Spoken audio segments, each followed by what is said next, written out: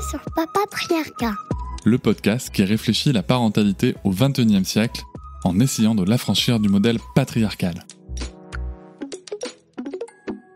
Alors la France a effectivement de nombreuses années de retard sur la pratique de la vasectomie et sur la volonté des patients d'avoir recours à cette technique de contraception définitive, donc stérilisation à visée contraceptive, point. Il y avait en 2010 à peu près 3000 vasectomies réalisées en un an en France et aujourd'hui nous sommes à plus de 30 000 par an. Ce qui est requis par la loi, c'est simplement une première consultation où on donne l'ensemble des informations, notamment le caractère définitif et irréversible de la vasectomie.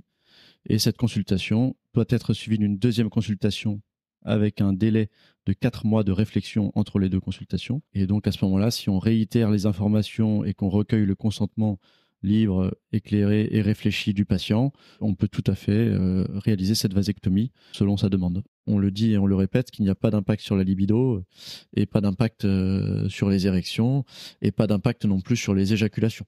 Comme la vasectomie, c'est finalement le résultat du fait que la contraception soit maintenant, ou en tout cas chez les patients qui sont demandeurs de cette vasectomie, une problématique du couple et non de la femme seule. Le but de la vasectomie, c'est que la femme puisse arrêter sa contraception dans la grande majorité des cas. Et donc, on peut éventuellement supposer qu'on peut améliorer la libido du couple, la sexualité du couple, pas forcément grâce à la vasectomie, mais surtout puisque la vasectomie permet de se passer de la contraception œstroprogestative, des implants ou du stérilet. Et voilà, j'espère que cet extrait t'a plu. Tu pourras retrouver l'épisode en entier dès demain sur toutes tes plateformes préférées comme Apple Podcast, Podcast Addict, Pocket Cast ou encore Spotify.